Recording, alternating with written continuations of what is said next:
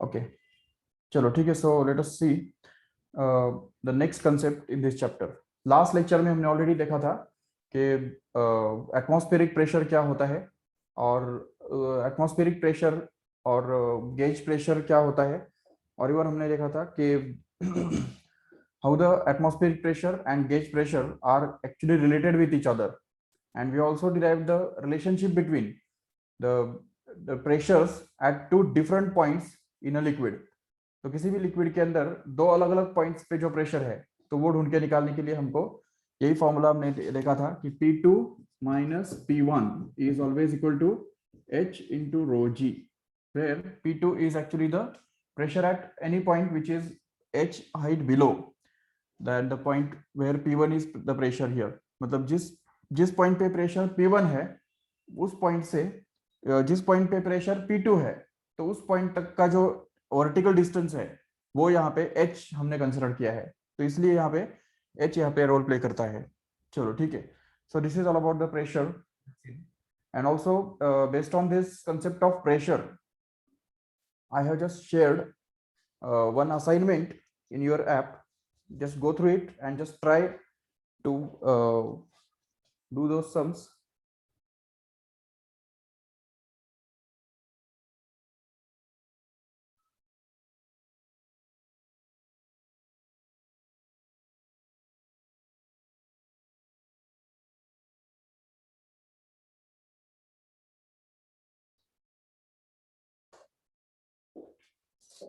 Okay, so just try to do all the sums and submit them in the app only। okay, chalo theek hai। so let us see the next concept in this chapter, that is about the hydrostatic paradox। see here, hydrostatic paradox। acha, do you know what is paradox? anyone? आपको पता है paradox क्या होता है? देखो, paradox मतलब कुछ भी ऐसा चीज जो हमको लगता कुछ और है लेकिन होता कुछ और है। ठीक है, मतलब इंट्यूटिवली जब हम सोचते हैं, जब रफली सोचते हैं, तो हमको लगता है कि ऐसा होता होगा, लेकिन एक्चुअली जब बहुत केयरफुल एक्सपेरिमेंट्स करते हैं तो एक्सपेरिमेंट्स के अंदर पता चलता है कि ऐसा नहीं होता है, उसके उल्टा होता है। ठीक है, तो उसको बोलते हैं पैराडॉक्स। कोई भी एक ऐसा चीज जो कॉन्ट्रडिक्शन पैदा करता है, उसको एक्चुअली हम पैराडॉक्स बोलते हैं। ठीक है, तो अभी यहाँ पे हाइड्रोस्टैटिक पैराडॉक्स क्या होता है, तो let us try to understand here. Yes, consider the different containers like this. Suppose ये एक कंटेनर है, यहाँ पे मान लो कि एक स्ट्रेट कंटेनर है इस तरह से। ओके, ये स्ट्रेट कंटेनर है, वर्टिकल कंटेनर, जिसके अंदर हमने वाटर भर के रखा है या कोई भी लिक्विड सपोज भर के रखा है इस तरह से। ठीक है, और दूसरा एक कंटेनर है हमारे पास जो इस तरह से है, इस तरह से, जिसका बेस तो उतना ही है। ये देखो, जितना भी यहाँ पे बेस है उतना ही यहाँ पे भी होगा, no doubt, but it is just opening upwards like this. Okay, उसका जो शेप है तो वो इस तरह से है, जो ऊपर तरफ वो ओपन हो रहा है, इस तरह से है। but the liquid is filled, same liquid is filled in this same another container also, but at the same level, same level पे दूसरे कंटेनर के भी अंदर हमने लिक्विड भर के रखा है। This is the liquid. Okay, yes. और तीसरा कंटेनर एक हमारे पास है, ठीक है, जो कि इस तरह से, जिसका बेस उतना ही है। देखो ठीक से, अगर तुमको अगर डाउट है तो हम यहाँ पे मेजर करके देख सकते हैं। देखो यहाँ पे बेस जो है वो इतना है, दिख रहा है? ओके, अभी अगर यही मैं यहाँ पे दिखाता हूँ तो उसका बेस भी उतना ही है। ठीक है, देख सकते हो ठीक से। Same is the base here, and same base is to be considered here also for the third container actually. So this is going to be the third container whose base will be the same. Okay, let us draw it here. Okay, यहाँ पे draw करते हैं। This is the third container which is having the same base, but its shape will be something like different in this way। ये इस type का उसका shape होगा, देखो ठीक से।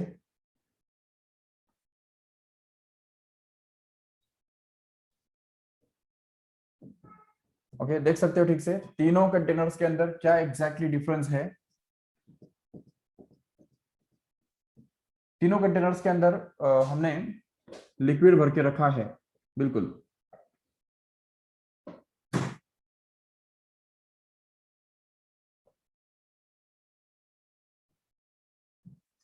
Yes. Okay.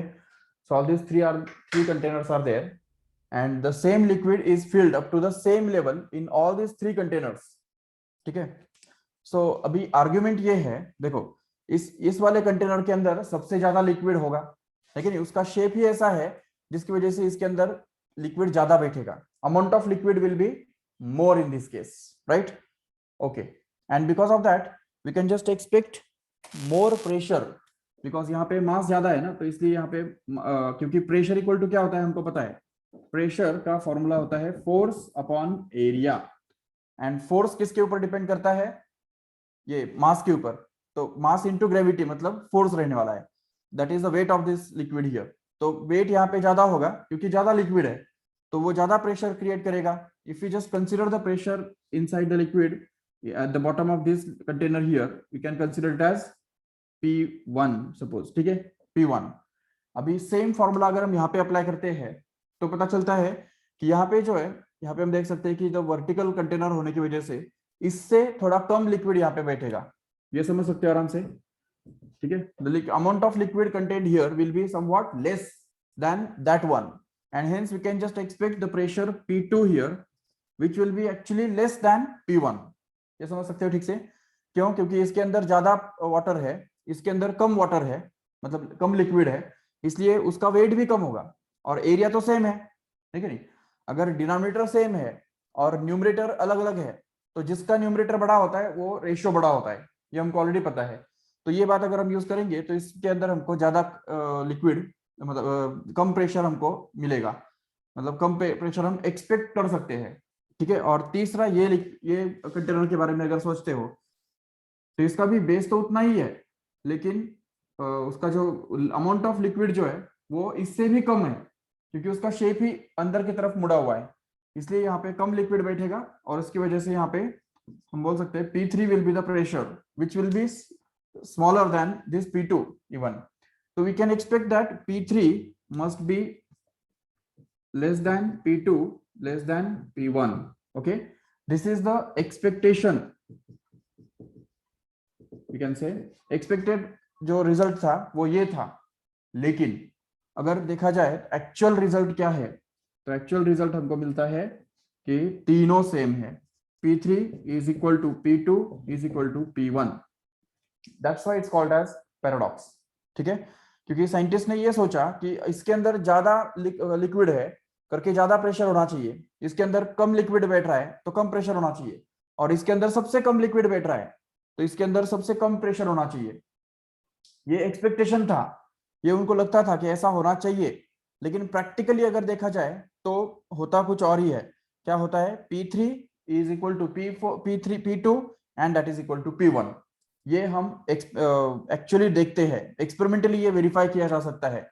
अगर हमने यहाँ पे प्रेशर गेज रखा जो यहाँ पे प्रेशर मेजर कर सकता है, so you can just observe that the reading of the pressure here, यहाँ पे जो भी रीडिंग हमको मिलेगा प्रेशर का वही रीडिंग हमको यहाँ पे भी मिलेगा और उतना ही रीडिंग इस बेस पे भी मिलेगा जरूर. तो ये तीनों बेस पे सेम ही प्रेशर होता है, ये गारंटेड है. But then what about the amount of liquid which is less or greater in all these three containers? तो वो हमारा जो आर्ग्यूमेंट है उसका क्या हुआ फिर? क्या कैसे हम काउंटर करेंगे और कैसे काउंटर आर्ग्यूमेंट करेंगे कि जो हमारा पहला जो एक्सपेक्टेशन जो था वो एक्चुअली रॉन्ग था और ये एक्सपेक्टेशन जो है यही करेक्ट है, जो कि मतलब how will you explain why the pressure is equal in all these three containers? Anybody? तुम्हारे में से कोई एक्सप्लेन कर सकता है why there should be same pressure at all the bases of all these three containers, even if the amount of liquid is maximum in this case, the medium in this case, and minimum in this third case, but still the pressure is same? Why is it going to be so? क्यों ऐसा होने वाला है? कौन बताएगा? चलो. Okay. So as we use the formula, pressure is equal to rho into height into gravity, right, for finding the volume of any liquids. ठीक है ना, वो all formula the use three करके हमको containers ये are मिलेगा. having हाँ. same height as well as the same liquid means they'll have same density and they're being pulled by the gravity only. Correct. So in short, you are saying that the pressure depends only on the height, right? According to the formula we have just derived. ठीक है, but फिर ये argument का क्या करेंगे? जो argument हमने अभी किया कि इस कंटेनर के अंदर लिक्विड ही ज्यादा है ना, इस कंटेनर के अंदर लिक्विड है ही कम और इस कंटेनर के अंदर सबसे कम लिक्विड है, तो how will you counter argument that? How will you put a counter argument for that कि मतलब भले यहाँ पे ज्यादा लिक्विड होके भी प्रेशर सेम है, यहाँ पे कम लिक्विड होके भी प्रेशर सेम है, how will you explain that argument? उस आर्ग्यूमेंट को कैसे एक्सप्लेन करेंगे? और वैसे देखा जाए तो वो जो फॉर्मूला है वो डिराइव करने के लिए भी हमने वही किया था कि हमने क्या किया था, प्रेशर निकालने के लिए वेट को, मतलब इस कंटेनर के अंदर जितना भी लिक्विड है उसका वेट, उसको हमने एरिया से डिवाइड किया था और तब जाके हमको ये फॉर्मूला मिला था। तो अगर वही लॉजिक हम अगर यहाँ पे यूज करके अगर हमको गलत रिजल्ट मिल रहा है, अगर अलग रिजल्ट मिल रहा है, तो उसको एक्सप्लेन कैसे करेंगे? That is the question. हाँ बोलो। I think as the container C contains more surface area at the top, atmospheric pressure would be less. And so, and for the container number 1, where the surface area is less, the pressure would be more, atmospheric pressure. So atmospheric pressure might nullify both the pressures. नहीं नहीं, ये तो बहुत बड़ा argument हो जाएगा, बड़ा फिर ये हाइपोथेसिस हो जाएगा कि atmospheric pressure is different at different points. ये तो फिर बहुत ही बाद में बहुत ही क्या बोलते हैं उसको, प्रॉब्लम में फंस जाएंगे, क्योंकि देखो atmospheric pressure is observe to be same on all the points on the surface of earth. हाँ yes sir, I think area is all three contain base is same. हाँ एरिया सेम है, That's why it's equal. लेकिन That's why pressure is equal. ठीक है, area equal है मतलब denominator equal है ना, but what about the force? We are talking about the numerator. Actually numerator तो अलग अलग है कि नहीं तीनों के केस में? Yes, sir. हाँ, तो फिर भी प्रेशर सेम कैसे आ रहा है, रेशियो सेम कैसे आ रहा है? क्योंकि रेशियो अगर न्यूमरेटर बड़ा है तो रेशियो भी बड़ा होना चाहिए, न्यूमरेटर अगर छोटा है तो रेशियो भी छोटा होना चाहिए। तो डिनोमिनेटर सेम है वो ठीक है, वो करेक्ट है, बट न्यूमरेटर के अंदर तो हम देख रहे हैं ना कि फर्क है, तो उसकी वजह से फिर प्रेशर्स अलग अलग होने चाहिए, ये एक्सपेक्टेशन है, लेकिन रियलिटी ये है कि तीनों प्रेशर सेम बनते हैं। तो उसका रीजन क्या है? Right, that is we have to investigate. Okay, let me explain. See what happens here is, अभी इस कंटेनर के अंदर प्रेशर कितना है? P2 है, तो वो कितना है वो तुम जान सकते हो आराम से। अब सपोज हमने मान लिया इस कंटेनर के अंदर जितना भी लिक्विड है उसका मास m है, या चलो m2 है, चलेगा m2। ओके चलो ठीक है, m ही मान लेते हैं, नो डाउट। तो अभी ये सोचो कि अगर इसके अंदर जितना भी मास है उसका अगर वेट हम निकालेंगे तो, और उसको एरिया से अगर डिवाइड करेंगे तो P2 का वैल्यू हमको कितना मिलेगा? The force upon area, and this force here is going to be actually mg upon area। ठीक है, वो कितना है हमको पता है। ठीक है, अभी अगर सोचेंगे इस लिक्विड के बारे में और इस कंटेनर के बारे में, तो होता क्या है ना कि देखो अभी इस कंटेनर के अंदर ज्यादा लिक्विड है, ठीक है, नो डाउट, इट्स करेक्ट, बराबर है, लेकिन इस कंटेनर के अंदर का जो पूरा वेट जो है वो वेट इस सरफेस पे आ रहा है क्या? नहीं। देखो ठीक से, ये सरफेस जो है, ये सरफेस पूरा का पूरा वेट हैंडल कर नहीं रहा है, बल्कि अगर हम इस लिक्विड को 3 पार्ट्स में अगर डिवाइड कर देते हैं, देखो ये एक पार्ट उसका हमने डिवाइड कर दिया उसको, और ये दूसरा पार्ट हमने उसको डिवाइड कर दिया। ठीक है, मतलब हमने इस कंटेनर के अंदर जितना भी लिक्विड है उसको हमने 3 पार्ट्स में डिवाइड कर दिया। ठीक है, अभी ये जो बीच वाला जो पार्ट है तो उसका मास कितना रहेगा? अगर इसका मास m है तो ये बीच वाले लिक्विड का मास कितना रहेगा?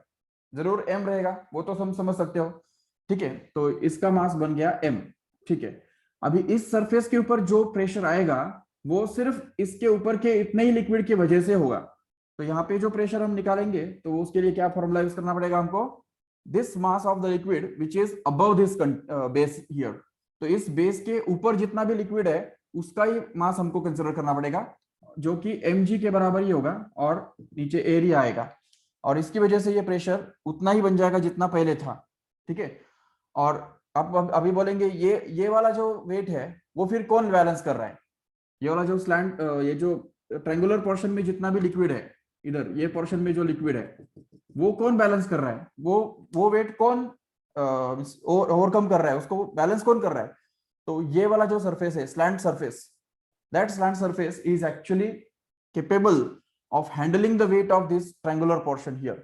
And even here also, ये जो triangular portion के अंदर जितना भी लिक्विड है, इस पोर्शन के अंदर जितना भी लिक्विड है, उसका वेट इस सरफेस पे नहीं आ रहा है, तो बल्कि इस सरफेस पे काम कर रहा है। देखो ठीक से, ये समझ सकते हो ठीक से, यहाँ पे भी जो वेट है वो यहाँ पे इस सरफेस पे काम कर रहा है। ठीक है, अगर तुमको ये समझ में नहीं आ रहा है तो एक सिंपल सा एक काम करो कि ये जो सरफेस है, स्लैंट सरफेस, वो और ज्यादा स्लैंट करो, और ज्यादा टिल्ट करो, फिर तुमको समझ में आएगा। देखो, अगर मान लो मैं डायग्राम ऐसा निकालता हूं, ये बेस, ठीक है, और ये स्लैंट सरफेस इस तरह से मैंने ड्रॉ किया, देखो ठीक से, अभी ये इस तरह से ड्रॉ किया। अभी सोचो ये भी एक कंटेनर है जिसका बेस फिर से उतना ही है, सपोज, चलो थोड़ा बड़ा दिख रहा है तो उसको इस तरह से ड्रॉ करेंगे।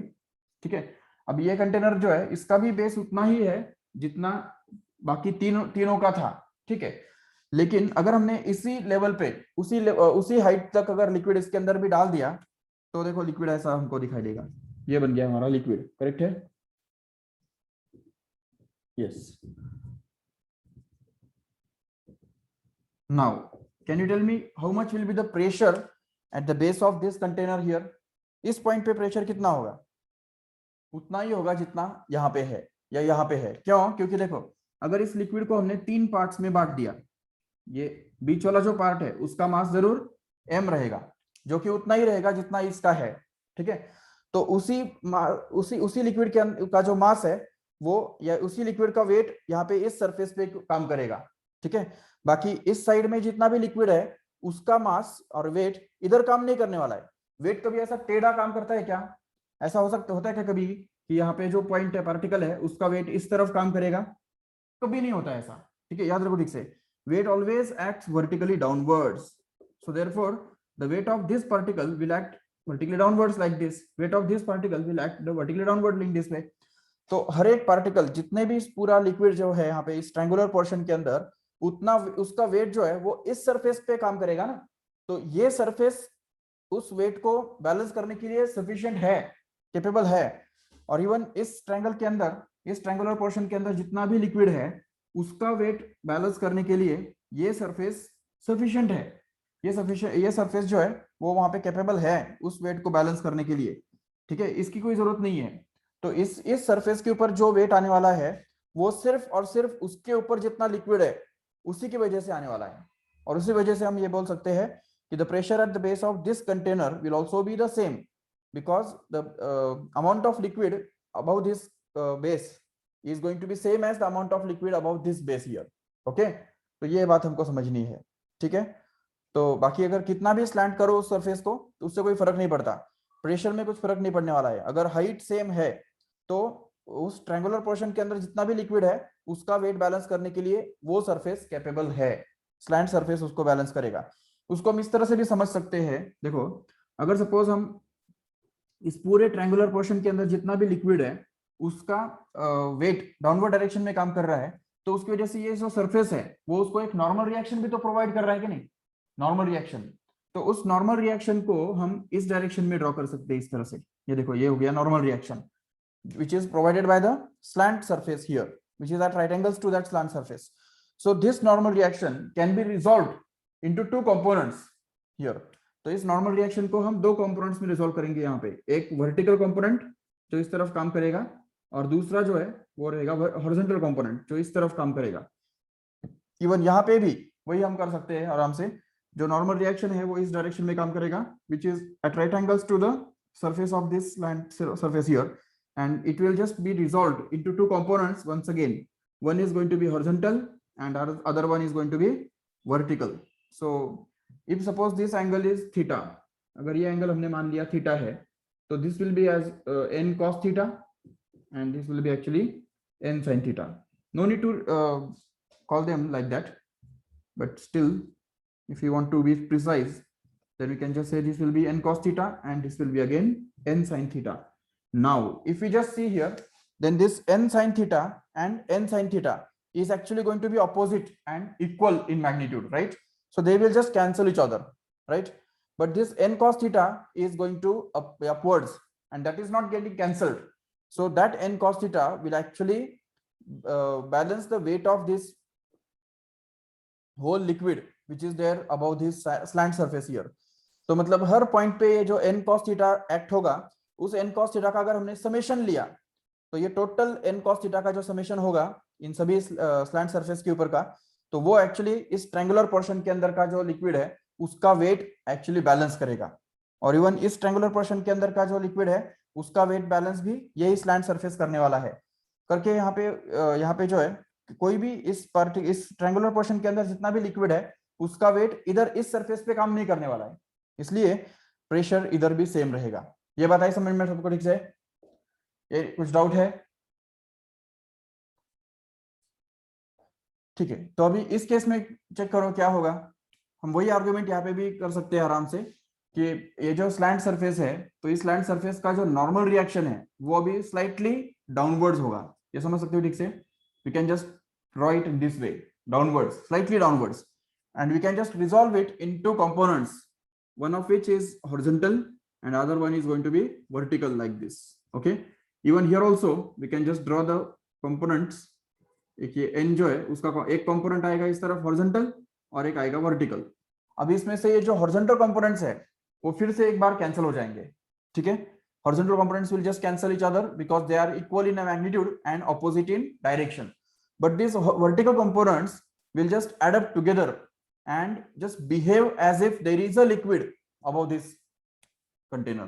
मतलब इस सरफेस के ऊपर यहाँ पे कुछ लिक्विड तो है नहीं, लेकिन ये जो नॉर्मल रिएक्शन का जो वर्टिकल कंपोनेंट है जो डाउनवर्ड डायरेक्शन में काम कर रहा है वो यहाँ पे एक्चुअली ऐसे बिहेव करेगा जैसे कि यहाँ पे कोई लिक्विड अगर होता तो उसका जो वेट होता उस वेट को वो कॉम्पेंसेट करेगा। मतलब ये यहाँ पे कोई लिक्विड ना होके भी उसका जो नॉर्मल रिएक्शन है वो उसका रोल प्ले करेगा, और उसकी वजह से इधर भी प्रेशर हमको उतना ही मिलेगा जितना यहाँ पे मिल रहा है। भले यहाँ पे मास लिक्विड का कम है, लेकिन जो सरफेस स्लैंट है, सरफेस जो इनवर्ड अंडर के डायरेक्शन में इंक्लाइंट है, तो उसकी वजह से नॉर्मल रिएक्शन नीचे की तरफ झुक जाता है, और वो नॉर्मल रिएक्शन का एक वर्टिकल कंपोनेंट जो है वो यहाँ पे इस न रहने वाले वाटर के या लिक्विड के वेट का रोल प्ले करता है, ठीक है? मतलब उसका जो कमी है वो ये नॉर्मल रिएक्शन का वर्टिकल कंपोनेंट वहां पे भर के निकालता है, कॉम्पेंसेट करता है, मतलब इन शॉर्ट। तो ये हमको समझना है। ये तीसरा चीज समझ में आएगा सबको ठीक से? एक्सप्लेन करो ठीक फिर से।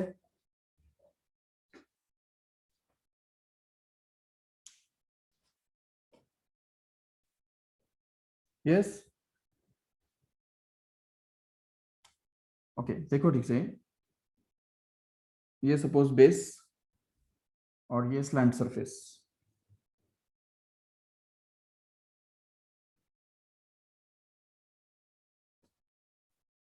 ओके, इस तरह से स्लैंट सरफेस है और इसके अंदर सपोज लिक्विड भरा हुआ है इस तरह से, ओके। अभी देखो यहाँ पे जो इस पॉइंट पे अगर हम देखेंगे तो नॉर्मल रिएक्शन इस डायरेक्शन में रहेगा, करेक्ट है? This is the normal reaction, and here the normal reaction will be directed at right angles to the surface. That means it will be like this here. Okay, now we can just resolve this normal reaction in two components, one of which will be actually horizontal and the other one will be vertical in this way. Here also we can just resolve this normal reaction in two components, one of which is horizontal and the other one is vertical. So here this, if we consider this angle as theta, then we can just say that this n cos theta and n cos theta will just get cancelled with each other, and this n sin theta will actually get added up together, and hence you can just say that in this case this n sin theta is the vertical component of normal reaction acting at every point on this slant surface, and that will add up together and will just compensate the weight of liquid which is not there in this triangular portion here. तो यहाँ पे इस triangular portion के अंदर जो liquid है ही नहीं, उस liquid का weight compensate करेगा ये n sin theta। मतलब अगर यहाँ पे इस ट्रायंगुलर पोर्शन के अंदर अगर लिक्विड होता तो उसका जितना भी वेट होता था उतना ही वेट ये n sin थीटा मिलके प्रोड्यूस करेगा, जनरेट करेगा, तो एक्स्ट्रा वेट यहाँ पे पैदा करेगा, जिसकी वजह से यहाँ पे प्रेशर फिर भी उतना ही होगा। This is actually called as the hydrostatic paradox. समझा ठीक से? या कोई कंफ्यूजन है किसको?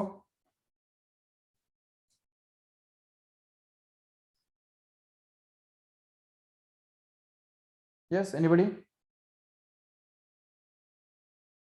चलो ठीक है. So let us see the next concept in this chapter. Okay, so what is the summary of this? How can you explain this whole thing in one statement? एक स्टेटमेंट में या एक लाइन में कैसे इसको एक्सप्रेस कर सकते हैं कि the pressure exerted by the liquid doesn't depend on the shape of container. Remember, I'll repeat, the pressure exerted by a liquid on its base doesn't depend on the shape of container but only depends on the height of liquid above the base. Okay, इसका मतलब ये भी होता है कि अगर container का shape कैसा भी होगा तो भी प्रेशर जो है, तो वो प्रेशर हमेशा उस कंटेनर के अंदर कितने लेवल तक लिक्विड भरा हुआ है उसके ऊपर ही डिपेंड करेगा. तो कंटेनर का शेप कैसा भी होने दो. अगर मान लो कंटेनर ऐसा शेप का है, इमेजिन करो, ये सपोज टॉप पॉइंट है, देखो ठीक से इस टाइप का ऐसा शेप का कंटेनर है. Yes, and suppose this liquid is filled up in this the container up to this level. देखो ऐसा टेढ़ा मेढ़ा कंटेनर है, लेकिन अभी इस पॉइंट पे, इस केस में यहाँ पे अगर हमको प्रेशर निकालना है तो हम कौन सा फॉर्मूला यूज करेंगे? कैसे निकालेंगे pressure? Just find out the vertical height of the free surface of the liquid from the base of this container, that's all. And just use the formula P is equal to rho g h. इसको बोलते हैं the pressure exerted by the liquid doesn't depend on the shape of container, however it may be, the pressure at the base is actually going to be the same irrespective of the shape of container. Container का shape कैसा भी होने दो, कोई फर्क नहीं पड़ता. Even अगर कंटेनर ऐसा भी अगर रहेगा, देखो ठीक से, ये सपोज ऐसा कंटेनर है,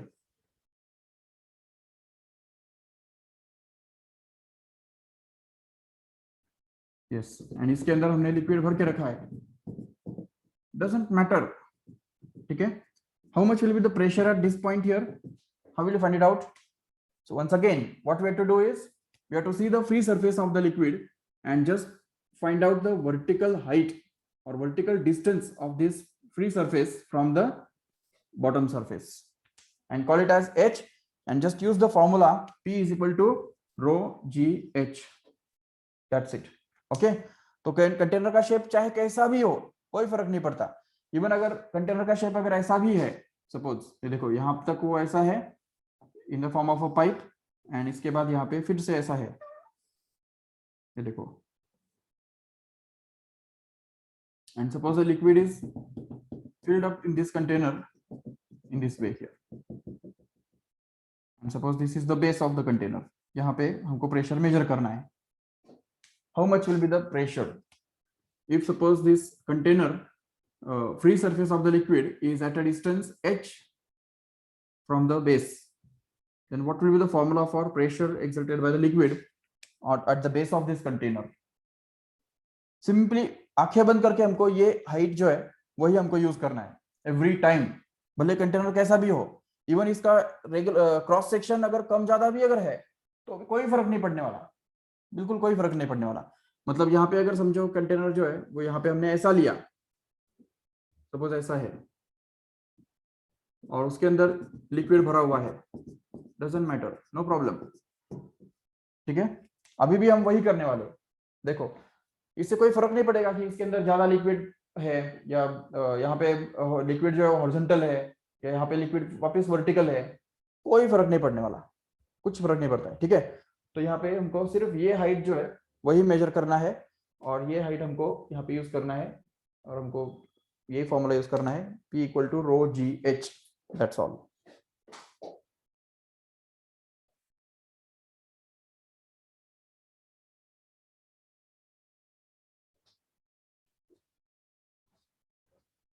Yes. Okay. So that's all about the hydrostatic paradox. Remember this correctly. So the next concept here in this chapter is about Pascal's law. Okay. Write down the next heading, Pascal's law. Okay. What is Pascal's law? You have to understand.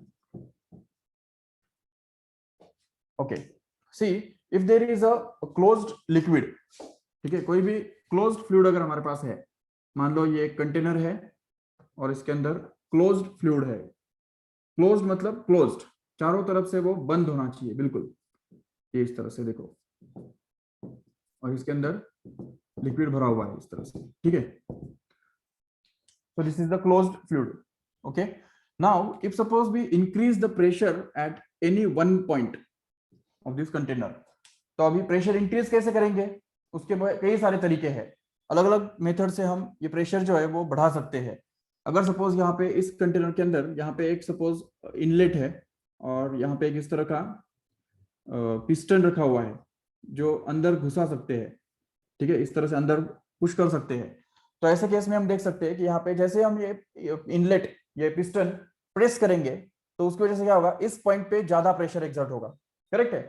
But याद रखो ठीक से, किसी भी एक point पे अगर pressure बढ़ता है तो लिक्विड के सारे पॉइंट्स के अंदर प्रेशर बढ़ता है, ये पास्कल्स लॉ कहता है। बिल्कुल सिंपल स्ट्रेट उसका स्टेटमेंट है।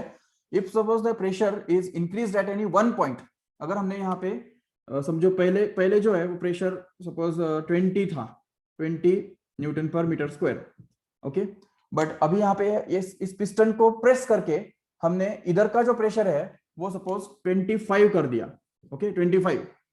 अभी होगा क्या कि एक्चुअली सिर्फ इस पॉइंट का प्रेशर नहीं बढ़ेगा, बल्कि ये सभी पॉइंट्स जो है, सभी पॉइंट्स का प्रेशर जो है वो 25 ही बन जाएगा। This happens in case of a closed liquid और क्लोज्ड फ्लूइड इन जनरल, ठीक है। If suppose there is a container, closed container and closed fluid enclosed in it, then the pressure exerted at any one point is just transmitted equally in all the parts of that fluid, okay. This is called as the Pascal's law. I'll repeat again. The pressure in case of a enclosed fluid, okay, in case of a enclosed fluid, the pressure exerted at any point, okay, is equally transmitted undiminished at every point of the fluid in all the parts of that fluid, ठीक है। तो ये fluid जहां तक भी फैला हुआ होगा, डजंट मैटर। अगर सपोज ये फ्लूइड जो है या ये कंटेनर जो है वो बहुत कॉम्प्लिकेटेड शेप का भी अगर है तो भी कोई परवाह नहीं। सपोज इस तरह से है, यहाँ पे एक इस तरह से लगा हुआ है, यहाँ पे इस तरह से एक दूसरा एक कंटेनर लगा हुआ है, उसके अंदर भी लिक्विड भरा हुआ है, और यहाँ पे भी इस तरह से यहाँ पे भी लिक्विड भरा हुआ है, कोई फर्क नहीं पड़ता। यहाँ पे और एक स्पीयर है और ये कनेक्टेड है इसके साथ, और यहाँ पे भी लिक्विड पूरा भर के रखा हुआ है, नो डाउट। और समझो यहाँ पे भी हमने, ठीक है, एक इस तरह का टेस्ट ट्यूब लगा के रखा हुआ है, ठीक है, उसके अंदर भी लिक्विड है, ठीक है। जैसे हम यहाँ पे एक पॉइंट पे अगर प्रेशर बढ़ाते हैं, जैसे हमने यहाँ पे प्रेशर बढ़ा दिया, तो जितना हमने यहाँ पे प्रेशर कर दिया उतना ही प्रेशर यहाँ पे भी इस पॉइंट पे भी आएगा, उतना ही प्रेशर यहाँ पे भी आएगा, उतना ही प्रेशर इस तरफ भी आएगा, और उतना ही प्रेशर इधर भी आएगा, ठीक है। अगर हम सपोज इस एक पॉइंट पे प्रेशर अगर बढ़ा देते हैं और बढ़ाते हैं, मान लो इधर हमने 30 कर दिया, ऑटोमेटिकली क्या होगा, इधर भी 30 हो जाएगा, इधर भी 30 हो जाएगा, इधर भी और उस तरफ भी। तो हर पॉइंट पे जो है प्रेशर इंक्रीज हो जाएगा। जितना इंक्रीज हम यहाँ पे करेंगे उतना इंक्रीज चारों तरफ होगा, बिल्कुल।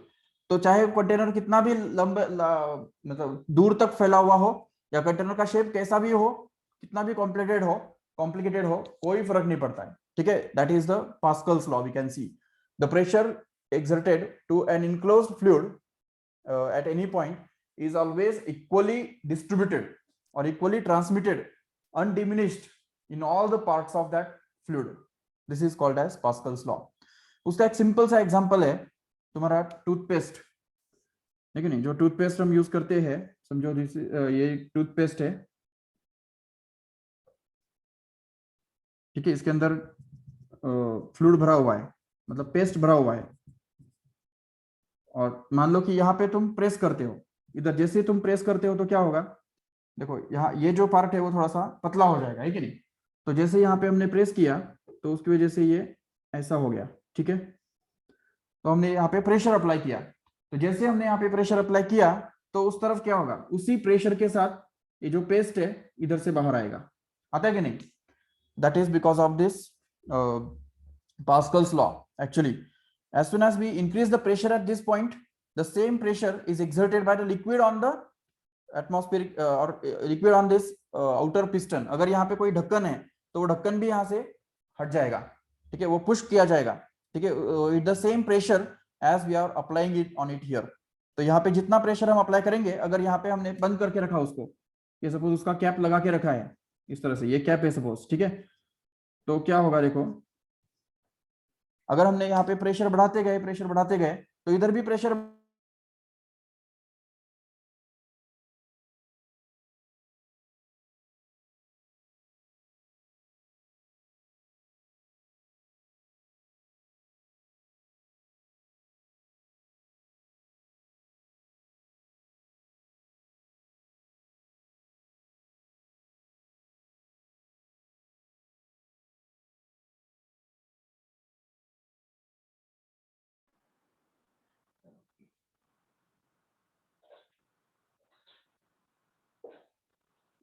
ओके, एक्चुअली लाइट यहाँ पे चला गया है, तो वैसे भी हमारा लेक्चर हो गया था, so let us stop here and continue the next chapter in the next lecture tomorrow.